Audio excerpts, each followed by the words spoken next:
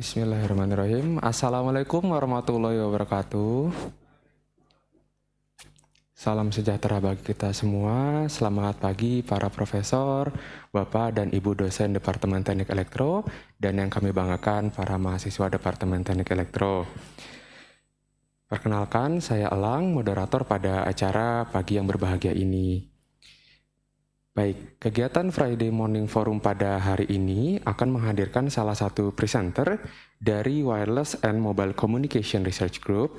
Pertama-tama kita akan mendengarkan terlebih dahulu sambutan dari Profesor Dr. Insinyur Muhammad Asfial M.Eng sebagai Ketua dari Wireless and Mobile Communication Research Group. Kepada Prof. Asfial kami persilahkan, Pak. Bismillahirrahmanirrahim. Assalamualaikum warahmatullahi wabarakatuh. Selamat pagi Bapak Ibu semua dan juga para mahasiswa. Saya lihat di sini hadir ada Prof. Rinaldi. Terima kasih Prof. Sudah hadir. Ada juga di sini selain mahasiswa S3, saya lihat ada mahasiswa S2 dan ada mahasiswa S1 saya juga ya di Wireless and Mobile Communication Research Group di bawah bimbingan saya. Sebagai informasi ya bagi khususnya ya bagi mahasiswa S3 di Wireless and Mobile Communication Research Group ini, riset kami itu adalah berkaitan kepada physical layer dan MAC layer serta application layer kalau berbasis ke OSI layer. Nah, kalau kita lihat apa yang nanti akan dipresentasikan oleh Bu Mia, ya salah satu mahasiswa S3 ya di bawah bimbingan saya ini, itu adalah teknologi ya dari platformnya UEFI, bagaimana nanti terintegrasi ke jaringan yang berbasis seluler, yang utamanya tadinya idenya itu adalah untuk diaplikasikan di areal di urban area gitu. Sebenarnya mirip ya dengan platform yang lain ya, seperti bagaimana integrasi ya dari satelit ya ataupun hubs teknologi untuk ke jaringan yang ada di terestrial, baik yang jaringan terestrialnya itu adalah wired ataupun jaringan terestrialnya itu yang berbasis ke wireless. Nah, teknologi yang banyak sekarang dikembangkan itu adalah karena teknologi UAV ya, atau lebih kenal lagi kita itu dengan sebutannya itu adalah drone. Itu sudah banyak sekarang ini digunakan ya dengan beragam aplikasi. Nah, salah satunya itu adalah untuk aplikasi daerah-daerah urban khususnya, ya, di daerah-daerah rural khususnya yang tidak terjangkau ya oleh jaringan platform yang lain gitu ya, dengan coveragenya jauh lebih kecil dibandingkan dengan hubs ataupun dengan teknologi yang berbasis ke satelit. Nah, ini yang sekarang ini banyak dilakukan penelitian-penelitiannya, dan khusus Bu Mia ini nanti itu bicaranya itu adalah platformnya itu adalah di ranahnya itu adalah di MAC layer kalau kita berbasis ke OSI layer. Nah, research group Wireless and Mobile Communication ini memang banyak ya. Activity research-nya itu adalah di physical layer ya, di MAC layer, dan beberapa di application layer. Kemudian sebagai informasi juga ya, mahasiswa saya sebenarnya tidak banyak ya, baik S1, S2 maupun S3. Tetapi sekarang sudah mulai ya, khususnya S2 dan S1 ya, yang sudah mulai cukup banyak saya di-assign oleh departemen ya untuk membimbing mahasiswa di S1 maupun di S2. Sebagai informasi khususnya bagi adik-adik mahasiswa ya S3, S2 maupun S1 yang hadir di forum ini, bahwa kalau dilihat dari jumlah publikasi ya di Wireless and Mobile Research Group ini, itu sekitar 100-an publikasi ya. H-index saya Scopus itu baru 10.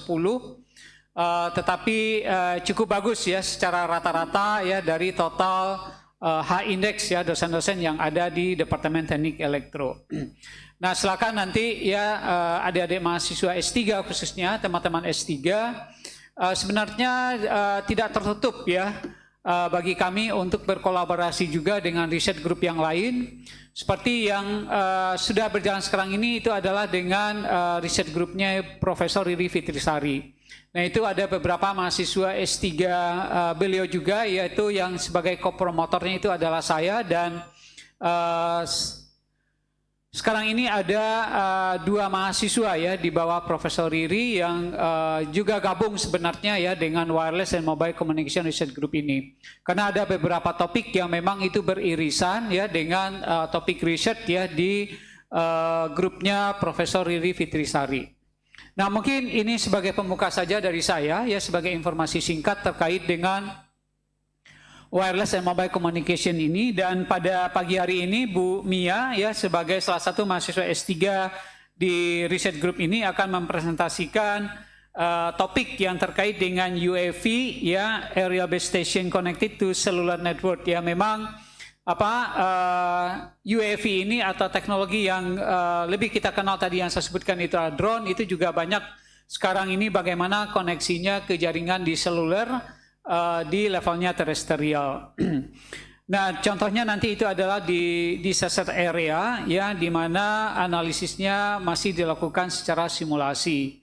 Memang ini belum untuk aplikasi secara real time ya, tetapi risetnya ini itu adalah riset yang berbasis ke simulasi. Dan ada achievement yang sudah didapatkan juga oleh Bu Mia yang sekitar 2 bulan yang lalu dipresentasikan di salah satu conference ya yang disponsori oleh IEEE.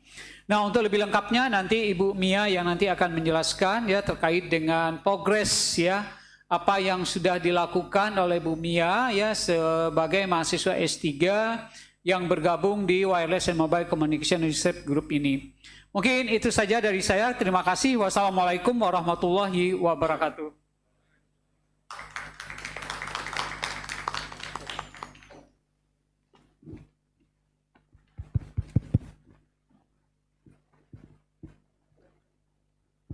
Terima kasih Prof. Asfial atas sambutannya.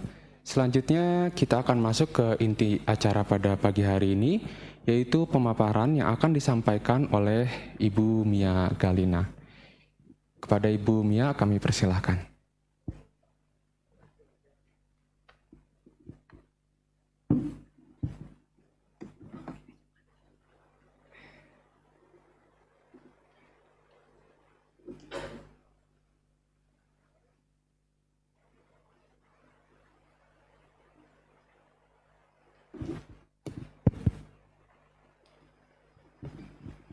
Assalamualaikum warahmatullahi wabarakatuh. Selamat pagi Prof. Rinaldi, selamat pagi Prof. Asfial, selamat pagi Pak Catur, selamat pagi Bapak Ibu dosen, selamat pagi teman-teman mahasiswa S3, teman-teman mahasiswa S2, adik-adik mahasiswa S1 yang hadir pada pagi hari ini. Terima kasih Mas Elang untuk kesempatannya.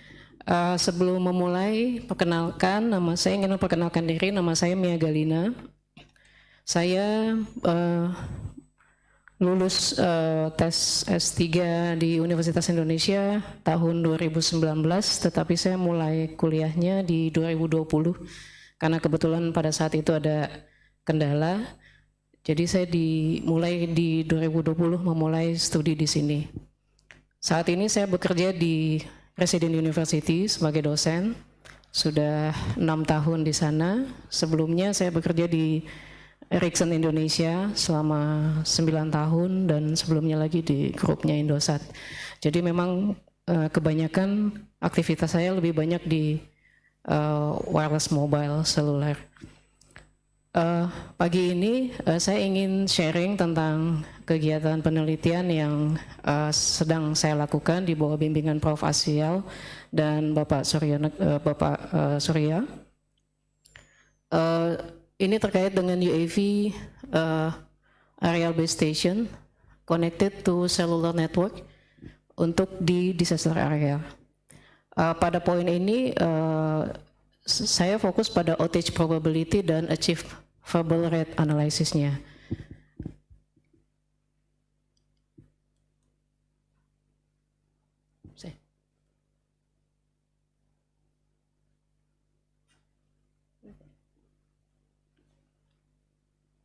Oh ya, ini beberapa poin yang nanti akan dibahas.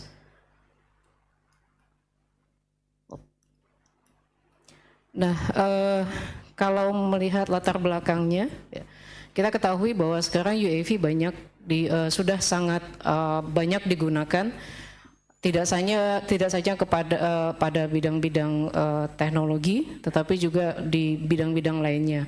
Walaupun pada awalnya UAV banyak digunakan untuk pertahanan. Nah, khusus untuk wireless mobile, UAV juga sudah banyak digunakan pada berbagai aplikasi. Paper pertama kami yang tadi disampaikan oleh Prof. Asfial, di situ ini merupakan bagian dari aktivitas awal pada saat saya mulai perkuliahan S3, jadi bagian dari literatur study, tahapan literatur study. Pada saat itu kami membahas tentang bibliometrik, jadi analisis mengenai tentang UAV yang digunakan pada wireless cellular. Nah, dari hasilnya tersebut, ini salah satu hasil analisis pada penelitian tersebut, di mana UAV beberapa penelitian yang paling banyak diminati UAV yang terkait dengan implementasinya di cellular network itu adalah pertama terkait dengan survei UAV, isu dan challenge ke depan. Karena memang kebanyakan paper-paper, dan ini merupakan paper-paper yang banyak disitasi. Artinya bahwa disitasi dengan cukup banyak. Dan pada saat data itu dikumpulkan, sumbernya memang sebagian kita mengambil dari Scopus. Jadi memang dari sana terlihat bahwa memang topik yang pertama ini adalah topik yang tertinggi sampai dengan saat penelitian itu dilakukan, yang banyak diminati. Selanjutnya topik kedua yang banyak diminati itu adalah UAV, yang pembahasan UAV terkait dengan deployment dan implementation skenario. Dan kebanyakan untuk bagian ini memang banyak disertakan simulasinya. Lalu yang ketiga itu UAV yang dibahas untuk case disaster management. Kemudian berikutnya UAV network architecture, dan kemudian berikutnya USB placement, problem, algorithm, dan skenario. Dan terakhir terkait dengan propagasi modal. Nah, ini paper yang saat itu disampaikan di conference ICEECC yang diadakan oleh Universitas Brawijaya. Dan di penelitian ini saya mencoba memfokus kepada poin ketiga, di mana bagaimana UAV itu diterapkan untuk case disaster management. Nah, kalau kita melihat kenapa UAV ini mulai dilirik sebagai salah satu alternatif untuk solusi disaster management. Ini saya ambil di sini ada, saya sertakan citasinya ya, papernya. Ini adalah paper, kalau kita berdasarkan hasil pencarian saya untuk paper dengan citasi terbesar terkait dengan disaster management, paper ini adalah paper yang banyak disitasi. Dalam paper itu dinyatakan bahwa untuk kasus disaster management, critical point-nya adalah di 72 jam pertama, artinya 72 jam pertama, artinya 3 hari pertama. Kenapa dikatakan demikian? Kita bisa bayangkan bahwa pada saat terjadi disaster management, tentu 3 hari pertama itu adalah upaya maksimal yang harus kita lakukan untuk bisa dapat menyelamatkan nyawa penduduk yang ada di wilayah disaster. Nah, karena itulah tentunya dengan segala upaya tim SAR akan mencoba mencari semaksimal mungkin. Ini adalah highlight pentingnya.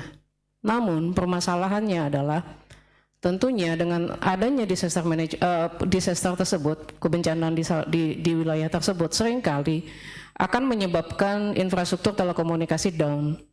Banyak, misalkan saja kasus gempa di Jogja beberapa tahun yang lalu, kita bisa bayangkan bahwa Di saat kejadian gempa maka banyak sekali BTS-BTS yang down karena memang infrastrukturnya mati. Padahal di saat itulah seperti yang disampaikan di poin pertama, 3 hari pertama itu adalah titik kritis di mana evakuasi harus dilaksanakan, tindak tanggap perlu disanakan, dengan arti bahwa komunikasi menjadi suatu yang sangat penting. Nah, dari sanalah maka backup layanan komunikasi yang memungkinkan untuk dapat segera diberikan kepada daerah bencana itu menjadi sangat penting. Nah, disinilah UAV berperan menjadi potensi yang sangat besar. Karena seperti kita ketahui bahwa terlepas dari segala keterbatasan UAV, misalkan saja terkait dengan power, tetapi UAV dengan kemampuan UAV bisa dijadikan salah solusi untuk menjadi secondary backup di daerah tersebut. Ini beberapa penelitian-penelitian yang saya ambil yang sebenarnya banyak Bapak Ibu, tetapi saya ambil yang memang disitasi banyak terkait dengan UAV disaster. Dan saya juga menggunakan paper-paper ini sebagai referensi utama saya. Nah, di salah satu paper yang membahas tentang disaster itu sebenarnya kita bisa melihat bahwa kita bisa membagi untuk masalah disaster itu ada terbagi ada 3 stage ya. Stage awal, stage 1, stage 2, stage 3. Di sini mungkin ada penjelasannya lebih detail. Pre-disaster itu artinya bahwa ya sebelum disaster terjadi. Tentunya kita juga tidak ingin bahwa action itu baru dilakukan pada saat disaster terjadi, tetapi tentu sebelumnya, pre-nya, monitoring kah, surveillance kah, itu juga dibutuhkan. Lalu di tahapan assessment ini, misalkan saja real time situation awareness dan damage study, itu juga dibutuhkan. Pada saat disaster terjadi, maka disinilah respon dan recovery dibutuhkan. Kalau kita lihat di sini ada wireless sensor network, dan di sini ada UAV. Artinya bahwa untuk dua teknologi ini sangat adalah dua teknologi yang mendukung untuk kondisi disaster management. Tetapi dari sisi fungsi kita bisa melihat untuk stage 1 dan 2 WSN lebih possible untuk digunakan. Tetapi pada saat stage 3 di mana respon cepat dibutuhkan, maka di sini ada alternatif lain yaitu solusi berbasis UAV. Nah, ini gambaran besar dari penelitian yang sedang saya lakukan di bawah bimbingan Prof. Asfial dan Pak Surya Negara. Sebenarnya apa yang akan saya sampaikan di sini belum sepenuhnya selesai, jadi saya juga dalam kesempatan baik ini saya sangat mengharapkan masukan dari Bapak Ibu semua, teman-teman, karena memang ini masih ongoing. Jadi di kesimpulannya sendiri pun saya bikin kesimpulannya karena memang state-nya seperti ini yang akan saya lakukan. Tahapan yang sedang saya lakukan adalah simulasi di sini. Hasil simulasi ini saya berfokus pada saat ini kepada dua parameter tersebut, outage probability dan achievable rate. Outage probability dan achievable rate ini kenapa ini yang menjadi poin? Karena untuk case study disaster management tentunya kita berharap bahwa solusi UAV itu bisa menjadi solusi maksimum. Tetapi seperti kita ketahui bahwa UAV itu posisinya tidak stabil. Maka kita harus menganalisis dengan ketinggian berapa dia bisa menghasilkan coverage yang maksimum. Nah, di simulasi ini highlight utamanya adalah parameter outage probability dan achievable rate dengan pada simulasi yang sedang saya lakukan ini dengan mengubah-ubah parameter dua parameter, yaitu ketinggian UAV, kemudian yang kedua radiusnya. Nah, tahapan selanjutnya pada saat simulasi ini sudah diperoleh, saya harus meng-cross check, artinya bahwa tentunya yang namanya simulasi tidak bisa kita langsung terima gitu. Jadi ini hasil simulasi ini nanti perlu divalidasi dengan perhitungan numeriknya. Jadi tetap perhitungan berbasis teori itu dibutuhkan. Nah, hasil perhitungan ini nanti akan mengkonfirmasi hasil simulasinya. Jika memang terjadi perbedaan, maka tentunya ya ada sesuatu yang harus di-adjust di bagian simulasi. Kedepannya sebenarnya adalah kalau kita melihat riset-riset yang terkait dengan disaster management, memang kebanyakan itu yang dibahas adalah simulasi, kemudian hitungan basic teori. Nah, tentunya saya harus mencari novelty atau sesuatu yang berbeda dari yang lain atau uniqueness-nya. Maka di sini saya akan mencoba mengkombinasi setelah mengkonfirmasi hasil simulasinya. Seperti kita ketahui bahwa penempatan ketinggian maupun coverage yang akan menjadi target tentu itu harus membutuhkan skenario tertentu. Game theory merupakan salah satu metode yang bisa kita gunakan untuk hal ini. Game theory itu bisa digunakan untuk optimasi atau untuk simulasi untuk mendapatkan gambaran mengenai skenario terbaik. Maka jangka panjangnya, maksudnya ke depannya, hasil akhirnya adalah di sini. Jadi hasil yang didapat di simulasi ini, parameter setelah dilihat pengaruh parameternya diganti seperti ini dan dampaknya seperti apa, maka skenarionya nanti akan dibahas dari perspektif game theory.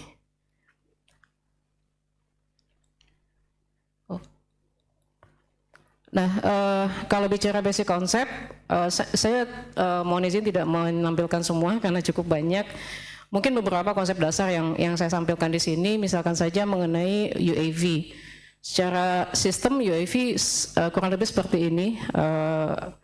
Jadi dengan ketinggian tertentu di sini direpresentasikan oleh H1, maka UAV ini bisa mengcover area tertentu seperti di sini. Nah, ada beberapa parameter yang harus kita pertimbangkan pada saat kita menganalisis coveragenya. Ya, diantaranya sudutnya, kemudian radius, kemudian ketinggian UAV-nya sendiri.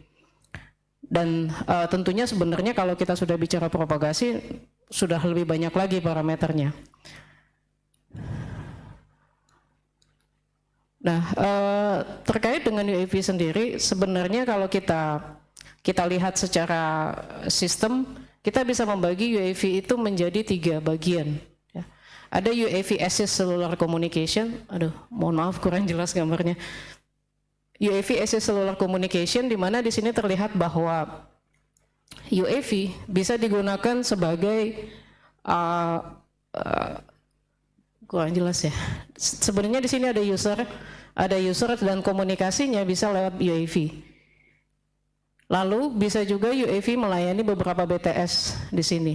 Dan ini biasanya skenario yang menghubungkan UAV dengan terestrial.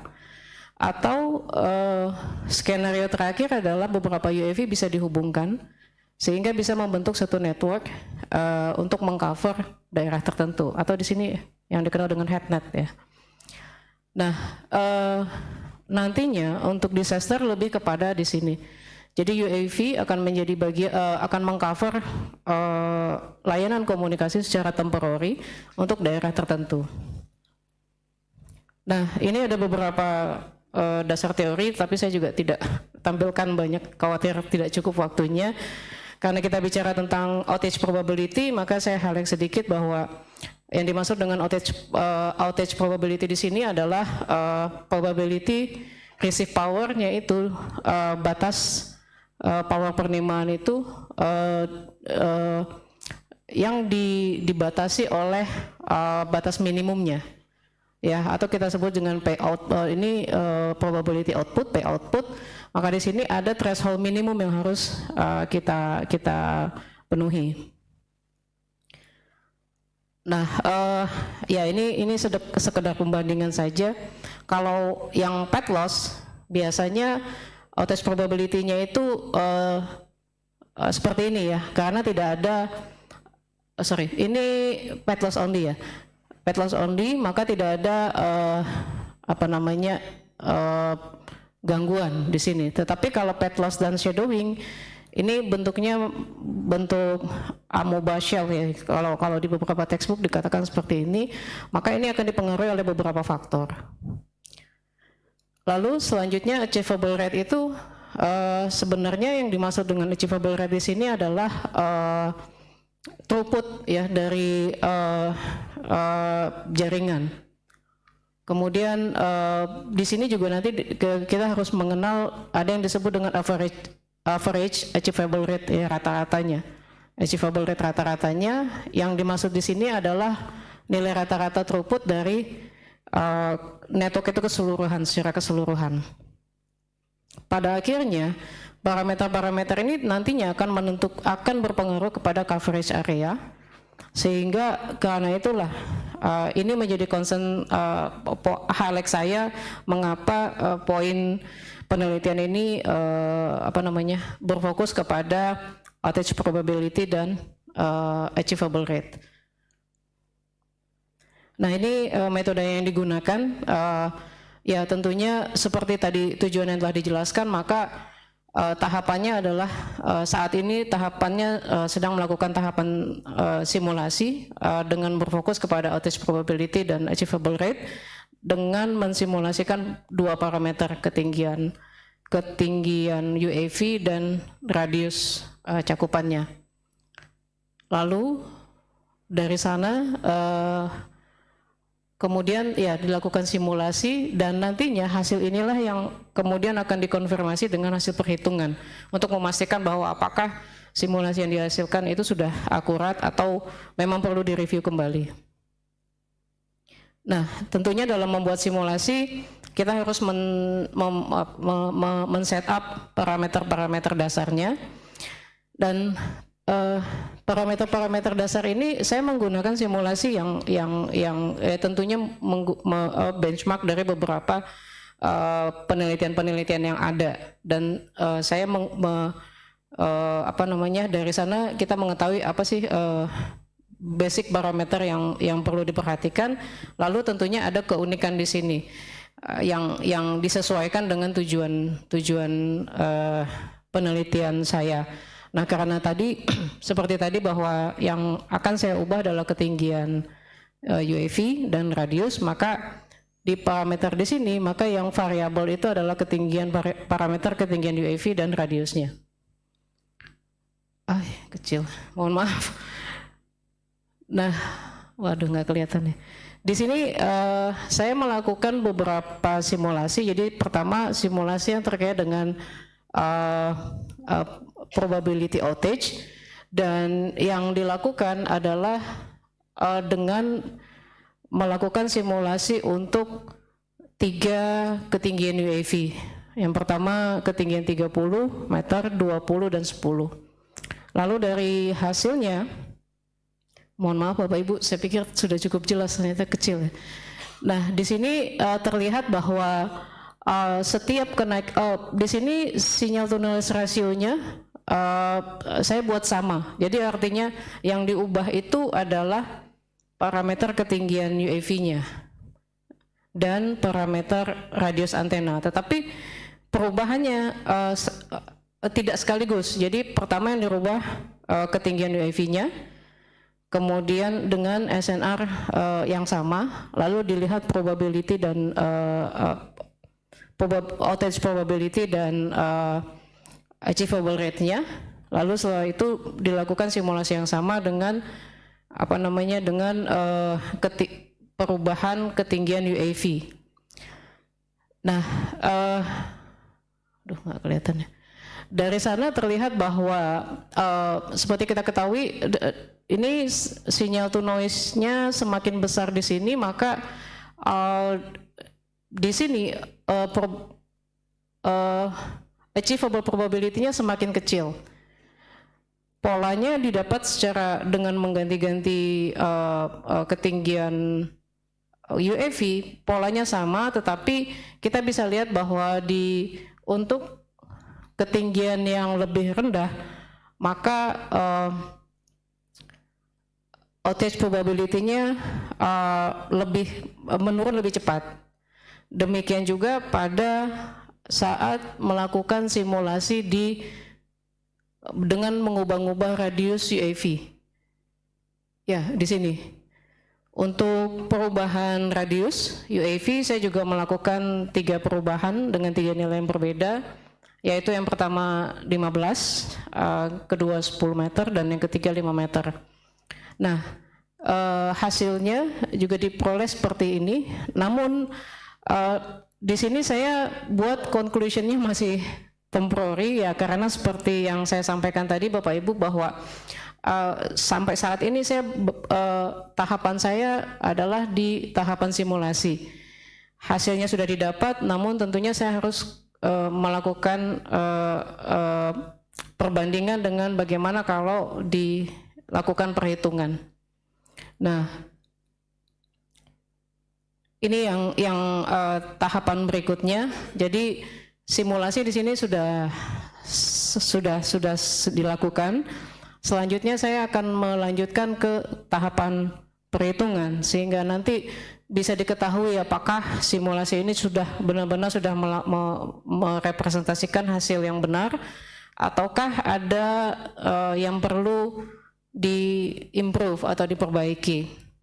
Nah, jika ini sudah selesai, untuk game theory sendiri seperti kita ketahui kalau game theory itu dia butuh ada player, ada strategi, ada reward ya.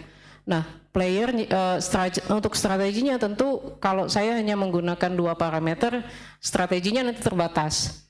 Jadi artinya kalau tadi baru sebatas outage probability dan achievable rate, maka untuk memperbesar peluang strategi di sini, artinya untuk mendefinisikan strategi di sini lebih banyak, maka parameter simulasinya nanti akan ditambah. Jadi setelah selesai dengan 2 parameter ini, maka saya akan mengambil beberapa parameter lagi, sehingga pada akhirnya nanti begitu pembahasannya sudah di game theory, maka pilihan strateginya cukup banyak gitu. Apakah misalkan ketinggiannya diturunkan atau karena kalau hanya 2 parameter tentu strateginya akan sangat terbatas. Kurang lebih begitu Bapak Ibu, karena ini masih berlanjut. Jadi memang hasil saya belum banyak karena masih di tahap simulasi, dan simulasi ini pun masih akan saya tambah parameternya. Namun dalam kesempatan baik ini tentunya saya sangat mengharapkan masukan, feedback dari Prof, dari Bapak Ibu dosen, dari teman-teman mahasiswa semua. Terima kasih, mungkin itu yang bisa saya sampaikan. Saya kembalikan ke Mas Erlang. Terima kasih. Assalamualaikum warahmatullahi wabarakatuh. Terima kasih banyak kepada Ibu Mia atas pemaparan yang sangat menarik. Selanjutnya kita masuk ke sesi tanya jawab. Bagi para hadirin sekalian yang ingin bertanya, kami persilakan.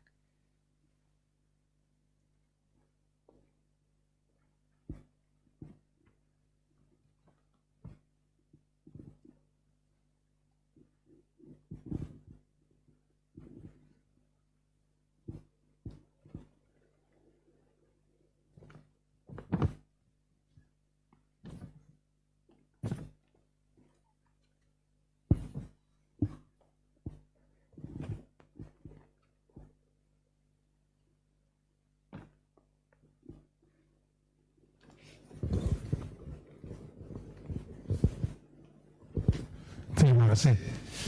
Saya kira ini tahap simulasi sudah dilaksanakan. Analisa game teori nanti, strategi apa yang akan dilaksanakan, berapa parameter yang harus involve di dalam game teorinya nanti, dan lain-lain sebagainya. Mungkin ada gambaran di situ. Terima kasih. Langsung jawab. Baik, terima kasih Pak untuk masukan untuk pertanyaannya. Sampai saat ini saya baru selesainya di 2 parameter tadi, yaitu outage probability dan di achievable rate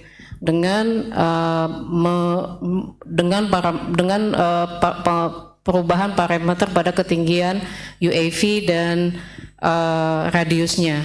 Nah, karena baru 2 parameter ini, maka di sini saya akan menambah kembali, Pak. Benar tadi, Pak, karena kalau hanya terbatas 2 parameter itu, tentunya nanti di strateginya akan sangat terbatas gitu. Jadi untuk yang 2 tadi sudah selesai, dan untuk tahapan selanjutnya saya akan melakukan simulasi untuk parameter yang lain, sehingga nantinya di sini pada saat saya mulai ke analisis game teorinya, strateginya jauh lebih banyak daripada nanti hanya objeknya hanya 2 parameter seperti yang sudah selesai saat ini. Demikian jawabannya, Pak. Terima kasih. Ya, saya tambahkan saja. Saya kira simulasi itu sangat penting ya. Jadi memang simulasi itu hanya berkaitan dengan pemrograman, dan kita bisa menyediakan waktu hampir ya katakanlah nggak terbatas untuk bisa membuat simulasi itu. Tapi di balik simulasi itu ada hal penting yang sangat penting yang bisa mendukung kesuksesan keberhasilan penelitian Anda. Jadi Anda harus melakukan simulasi itu ekshaustif ya, sampai detail. Semua strategi kamu harus coba di situ, sehingga kamu yakin, oke, strategi saya begini, dan parameternya adalah sekian, lalu Anda bisa lanjutkan dengan tahap berikutnya. Jadi jangan berkecil hati bahwa simulasi itu enteng aja gini. Jangan, itu justru sangat penting, merupakan bagian awal dari penelitian Anda untuk tahap selanjutnya gitu. Ya ini hanya satu saran buat Anda, sehingga kalau bisa secara cepat Anda selesaikan sebanyak mungkin variasi dari simulasi yang Anda bisa lakukan. Sebanyak mungkin. Itulah informasi-informasi, data-data yang bisa mendukung penelitian Anda selanjutnya. Gitu. Terima kasih. Ini hanya saran. Baik, terima kasih banyak kok caranya. Iya, saya akan mencoba untuk lebih banyak lagi, karena memang kalau memang nanti akan diteruskan ke game teori, tentunya parameter benar-benar sangat dibutuhkan. Terima kasih banyak, Pak, untuk syaratnya.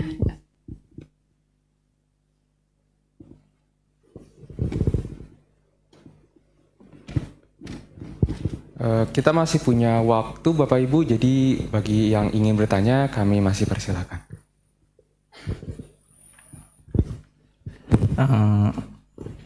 Assalamualaikum warahmatullahi wabarakatuh. Saya mahasiswa S2, bimbingan Pak Asbel juga, jadi ingin menanyakan tentang test probability ya, di mana di dalamnya itu terdapat SNR, Bu.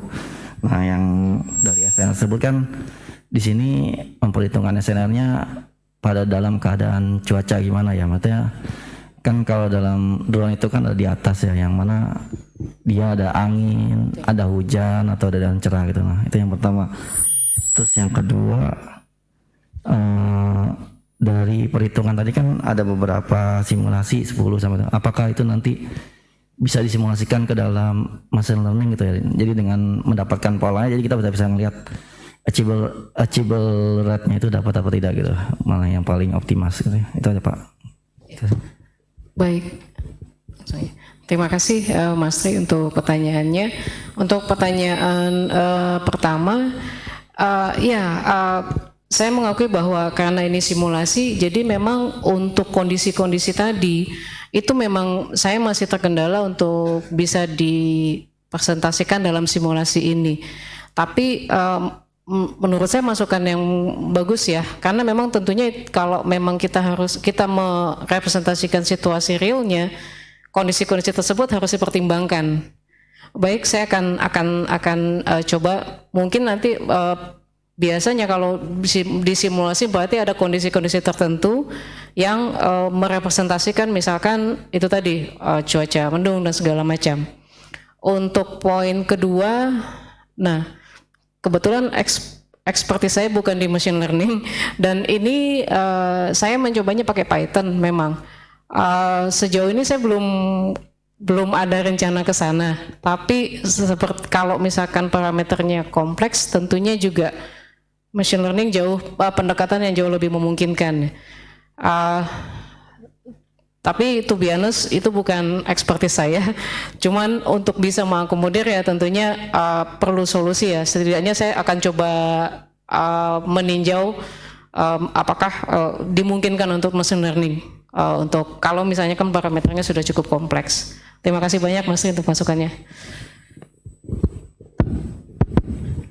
Boleh dari saya, Bu Mia. Baik, Prof. Ya, jadi saya sangat setuju tadi yang disampaikan oleh Pak Wahidin ya, penanya pertama dan juga Pak Tri. Karena apa? Environment-nya itu Anda harus bisa definisikan gitu ya. Termasuk di frekuensinya berapa, pengaruh hujan bagaimana ya, pengaruh angin dari move-nya drone atau UAV itu seperti apa. Itu pasti nanti akan berpengaruh. Jadi perlu memang ditambahkan nanti ya di penelitian berikutnya itu beberapa parameter-parameter yang lain ya, yang akan mempengaruhi ya bagaimana implementasi dari UAV itu sendiri. Satu hal lagi yang sangat penting itu adalah karena tadi ini hanya 2 parameter ya, itu adalah ketinggian dan juga coverage. Sebenarnya coverage itu kan pengaruh dari ketinggian sebenarnya ya. Nah mungkin ya yang hasil yang sekarang ini Anda baru mendefinisikan ya coverage-nya sekian gitu ya, tanpa memperhatikan pengaruh dari ketinggian. Itu asumsi saya gitu. Nah sebenarnya coverage itu kaitannya juga nanti itu adalah sebagai footprint ya, ataupun beam-beam dari spot beam dari UAV-nya sendiri ya terhadap ground segment. Nah, Anda harus elaborasi lagi nanti ya pengaruh dari keterarahan ya dari antena yang digunakan di UAV tersebut. Karena itu yang nanti mempengaruhi juga ya coverage dari ketinggian tertentu gitu. Nah, jadi parameter dari antenanya nanti itu juga perlu menjadi konsiderasi ya untuk ditambahkan dalam penelitian Anda. Karena apa? Terbentuknya spot beam ya, ataupun yang lebih besarnya lagi itu adalah footprint ya.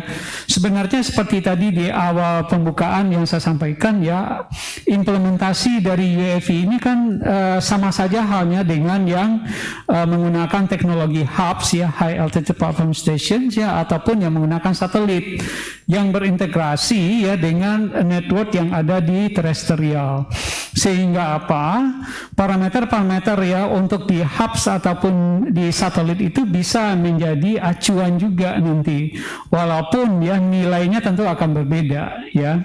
Nah, silakan nanti itu lebih dikembangkan lagi ya penelitian-penelitian ini, sehingga saya sangat setuju tadi ya, sehingga kalau dikaitkan dengan game teori tadi itu banyak pilihan gitu ya, sehingga itu memudahkan ya dari pengembangan game teori yang nanti akan dilakukan.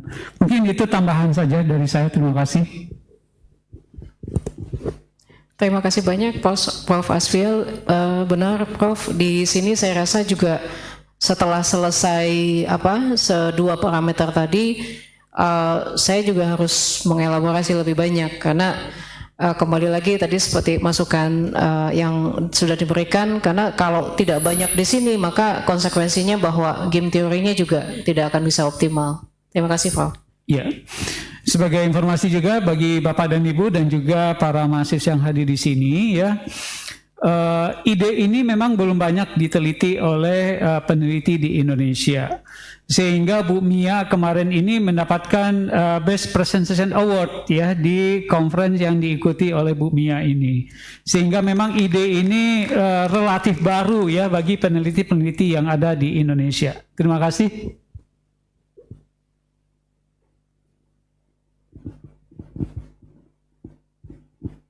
Kami masih punya sedikit waktu lagi Bapak Ibu, bagi ingin yang bertanya kami persilahkan.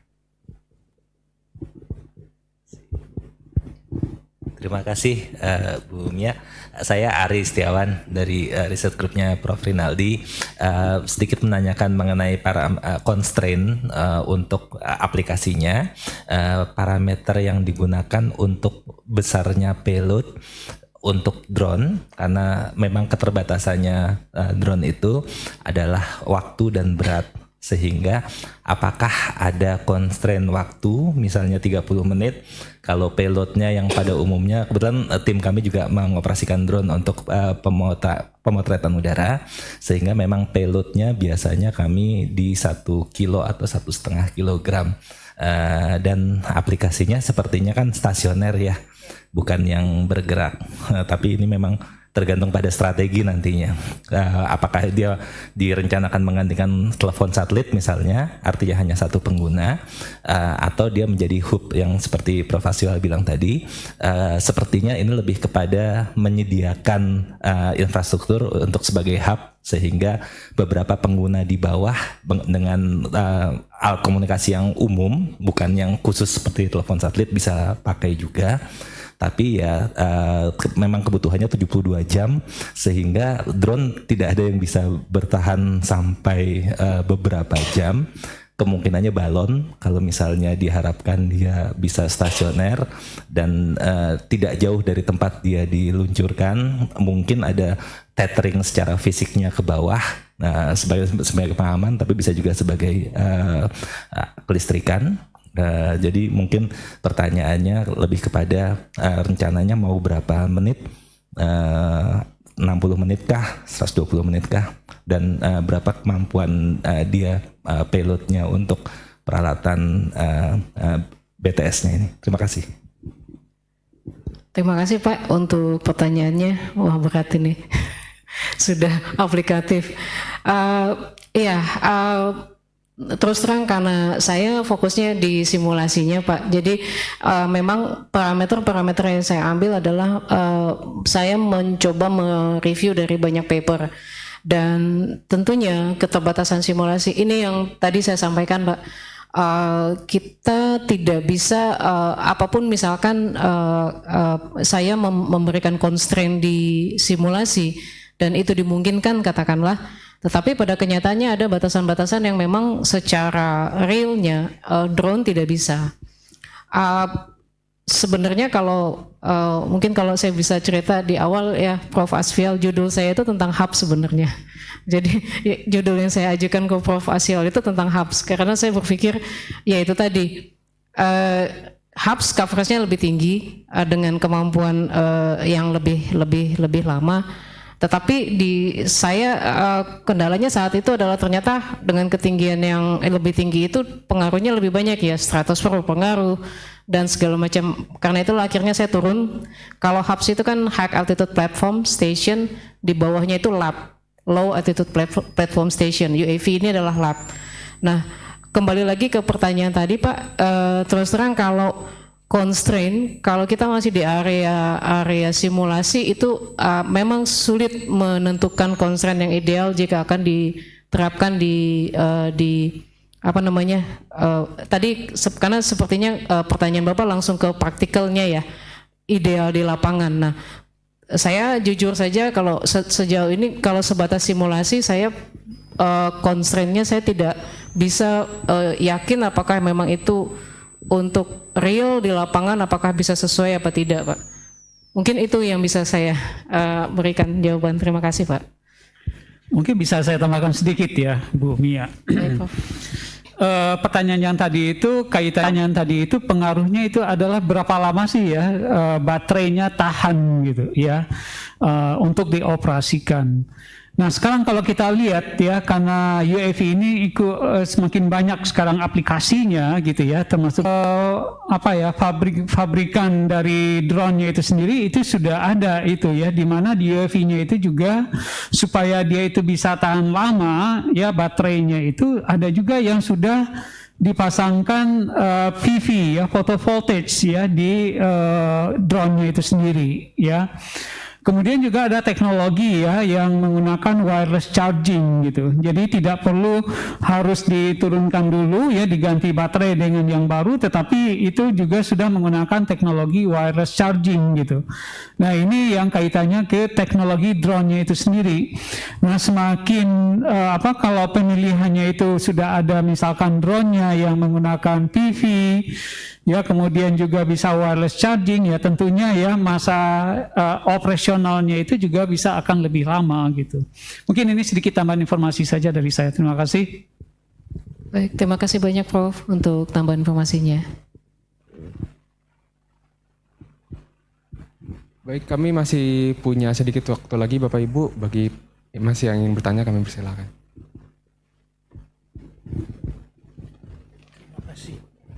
Baik, selamat pagi. Terima kasih.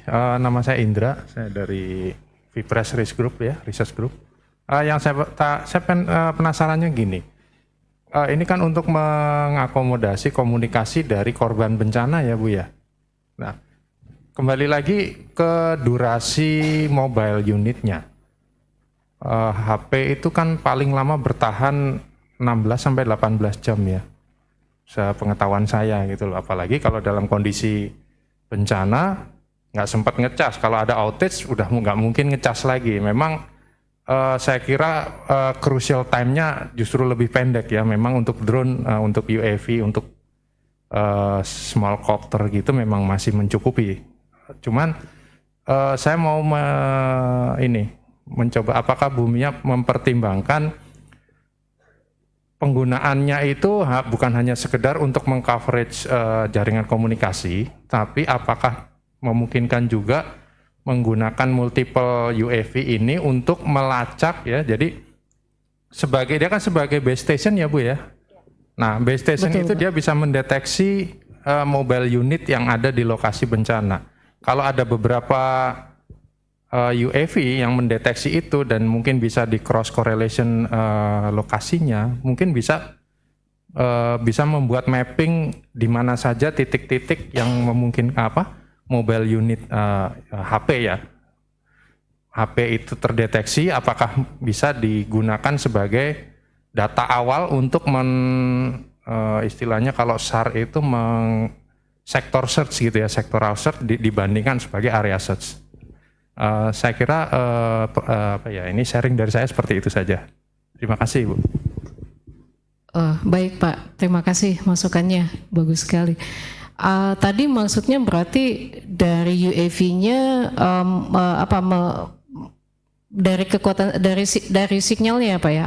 Maaf kalau saya kurang menangkap. Mendeteksi ya kan HP itu kan mengakses ke BTS-nya kan. Betul. Ya. Nah, berarti UAV itu bisa mendeteksi titik-titik BTS-nya ada di mana saja.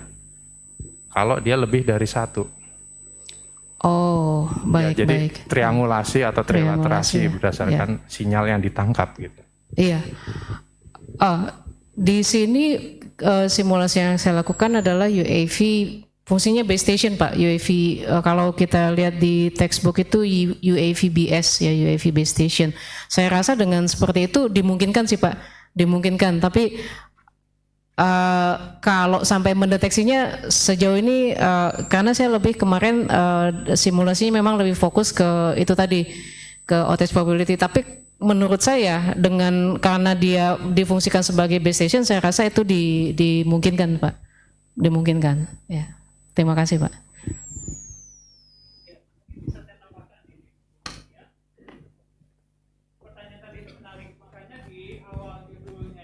Dibilang UAV ya yang sebagai terintegrasi dengan jaringan seluler ya, sehingga UAV itu difungsikan juga ya sebagai BTS ya, base stationnya seluler gitu. Yang artinya ya bahwa di UAV-nya itu ya perlu dipasangkan ya selain dia ini hanya sebagai repeater amplifier ya, tetapi juga ya ada peralatan ya yang berbasis seluler yang dipasangkan atau yang ditempatkan di UAV-nya itu sendiri. Contohnya ya terkait dengan pertanyaan tadi itu adalah LR ya, Home Location Register, sehingga setiap not dari HP mobile terminal yang ada di footprintnya ataupun di spot beamnya itu bisa akan kedetek gitu. Nah jadi itu bisa ditambahkan ya, dipasangkan ya peralatan HLR itu ya di perangkat UAV-nya itu sendiri gitu. Kira-kira mungkin begitu ya, karena fungsinya itu juga sebagai BTS tadi itu. Terima kasih. Iya. Terima kasih banyak Prof. Iya, karena fungsinya sebagai BTS bisa ya Prof ya. Tadi maaf Pak, saya lupa namanya. Pak Ina ya, terima kasih banyak Pak. Ya.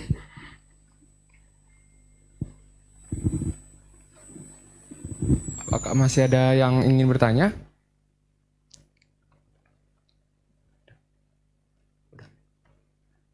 Baik, kalau sudah tidak ada pertanyaan, terima kasih kepada Ibu Mia atas pemaparannya. Terima kasih kepada para Bapak Ibu Profesor, Bapak Ibu dosen Departemen Teknik Elektro, dan para mahasiswa yang hadir pada acara pagi hari ini. Setelah ini kita akan foto bersama, namun sebelum foto bersama, izinkan kami menutup acara Friday Morning Forum pada pagi hari ini. Semoga apa yang kita bahas pada pagi hari ini bisa bermanfaat bagi kita semua. Dengan demikian kami tutup. Wassalamualaikum warahmatullahi wabarakatuh.